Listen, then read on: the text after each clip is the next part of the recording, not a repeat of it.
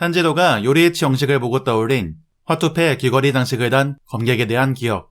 그것은 조상으로부터 이어진 기억이 유전되어 꿈으로 나타난 것이었다.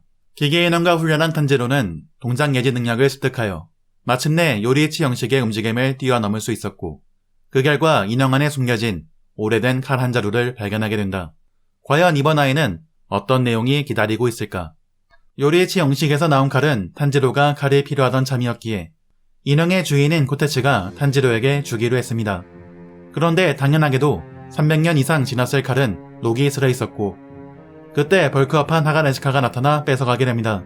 그리고 하가네즈카가 탄지로에게 보내줄 칼이 없다고 편지를 쓰고 자취를 감춘 이유가 드러나게 되죠. 하가네즈카는 칼을 지나치게 사랑하는 성격 탓에 다른 검객들에게 미운 털이 박혀 담당에서 잘린 적이 한두 번이 아니었는데, 그런 상황에서 줄곧 탄지로만이 하가네즈카에게 칼을 맡겨왔었고, 표현은 하지 못하지만 그런 탄지로에게 하가네즈카는 고맙고 기쁜 마음을 가지고 있었습니다. 그런데 최근 탄지로가 심하게 다치자 자신이 쉽게 부러지는 무딘 칼을 만들었기 때문이라고 생각하게 되었고, 탄지로의 몸을 지킬 더욱 강한 칼을 만들기 위해 산에 틀어박혀 수련 중이었던 것이었죠. 그런데 하가네즈카의 칼이 허접하다기보다는 사용자인 탄지로가 몸에 맞지 않는 물의 호흡을 사용한 탓이 컸던 것인데, 아무튼 하가네즈카는 일단 자신이 벼른 칼을 탄지로에게 주었고, 요리이치 영식에 숨겨져 있던 칼은 그 칼의 진가를 한눈에 알아본 듯 하가네즈카가 자신의 가문에서 전해 내려오는 연마술로 갈고 닦아주겠다며 가져갔습니다. 귀살 때 최고 계급인 주 무이치로에게 맞서 탄지로는 도공을 존중하는 모습을 보였고, 그 모습을 실시간으로 직관한 하가네즈카는 탄지로를 더욱 특별하게 생각할 수밖에 없겠죠. 이것이 어제 있었던 일, 칼 연마가 끝날 때까지는 사흘 밤낮, 칼갈이만 해도 모레는 되어야 끝나기에 하가네즈카는 절대 들여다보러 오지 말라고 당부했고, 현재 탄지로는 보러 가도 될지에 대한 고민을 게냐에게 털어놓고 있었습니다. 그런데 게냐는 친한 척하는 탄지로에게 화를 냈습니다.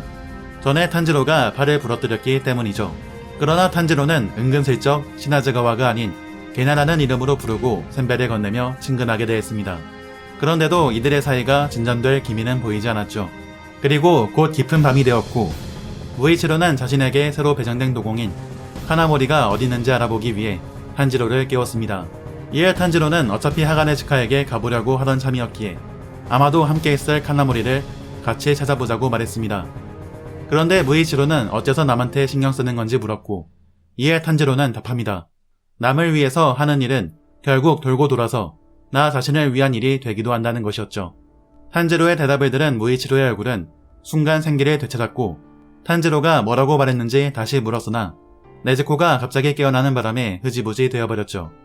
네즈코를 본 무이치로는 뭔가 굉장히 이상한 생물이라고 말했습니다.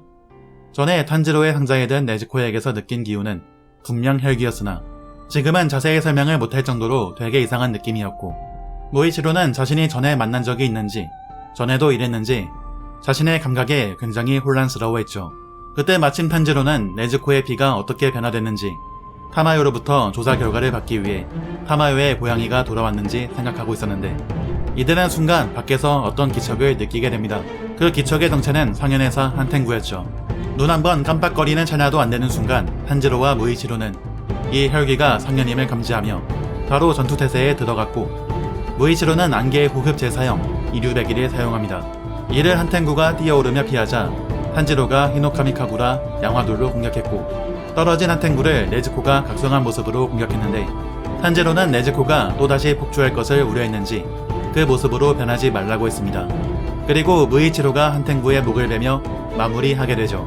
한탱구는 규타로보다 2단계나 높은 상현인데도 의외로 싱겁게 끝났습니다.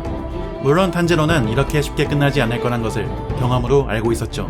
그때 잘린 머리에선 몸통에선 머리가 돌아나 2마리의 혈기로 분열했습니다. 역시나 다키의 규타로 남매처럼 한탱구를 쓰러뜨리기 위해선 어떤 조건이 필요했던 것이었고, 단번에 상황은 역전됩니다. 무이치로는 바람 공격에 전장에서 이탈하게 되고, 남겨진 카마도 남매를 향해 처음 혈기보다 더욱 젊어진 2 혈기가 모습을 드러냈죠. 이 혈기들의 이름은 분노의 세키도와 즐거움의 카라쿠. 세키도가 석장을 내리치자 곧 번개가 내리치며 탄지로를 감전시켰고, 탄지로는 의식을 잃게 될 위기를 맞이하게 됩니다. 그때 시나즈가와 게냐가 나타나 총을 발사했고, 탄지로는 가까스로 위기에서 벗어나게 되죠. 이어서 게냐는 자신의 일륜도를 꺼내며 목이 완전히 잘리지 않은 카라쿠의 목을 베려고 했습니다. 이때 탄지로는 이 혈기가 분열하면서 더욱 젊어지고 강해진다는 것을 알렸으나 이미 걔네는 혈기의 목을 베어버렸고 그러자 혈기는 총 4마리의 혈기로 분열합니다. 탄지로는 혈기가 목을 베어도 개의치 않는 것에 목은 급소가 아니라고 판단했고 어떤 혈기라도 급소는 존재한다는 냉고쿠 쿄주르의 조언을 떠올리며 급소를 간파해내고자 했죠. 그때 탄지로의 몸을 무언가가 낚아챘는데 그건 새롭게 분열한 혈기 중 하나, 기쁨의 우록이었고 탄지로는 네즈코에게 자신은 괜찮으니 걔네를 도우라고 말했습니다. 하지만 이미 걔네는 슬픔의 아이제치의 창에 복부를 관통당한 상태였죠. 그리고 우록이는 탄지로에게 음파를 발사했습니다. 이에 탄지로는 자신을 붙잡은 우록이의 다리를 잘라 음파 공격을 전통으로 맞는 건 면하게 되죠. 추락한 탄지로는 혈귀의 습격으로부터 마을 사람들을 지켜야 한다고 생각하지만 몸은 마비되었고 귀도 잘 들리지 않는 상태였습니다. 그때 탄지로가 잘라낸 우록이의 다리에서 분열한 혈귀가 탄지로에게 음파를 발사하려고 했죠. 한편 꽤 멀리 날아가 버린 무이치로는 빨리 되돌아가려고 했으나 상해네오 교코가 소환한 혈귀에게 공격받는 코테츠를 발견하게 됩니다. 이에 무이치로는 한순간에 목숨을 구할 합리적인 우선순위를 정하게 되죠. 당연히 도공으로서 기술이 미흡할 어린아이는 우선순위가 낮았고 마을 전체가 공격당하고 있다면 마을의 수장과 기술과 능력이 높은 사람부터 우선해서 지켜야 한다고 판단했습니다. 그때 무이치로의 발걸음을 멈추게 한 것은 탄지로가 자신에게 해준 말이었습니다. 남을 위해서 하는 일은 결국 돌고 돌아서 나 자신을 위한 일이 되기도 한다는 것. 이에 코테츠를 구해내게 되죠. 자, 이번 3화에서는 하가네 츠카의 행동에 대한 이유가 밝혀졌고 여러가지 떡밥들이 많은데 스포라서 이야기할 수는 없고 이번 도곡마을 편에서 핵심이 되는 문장이 등장했습니다.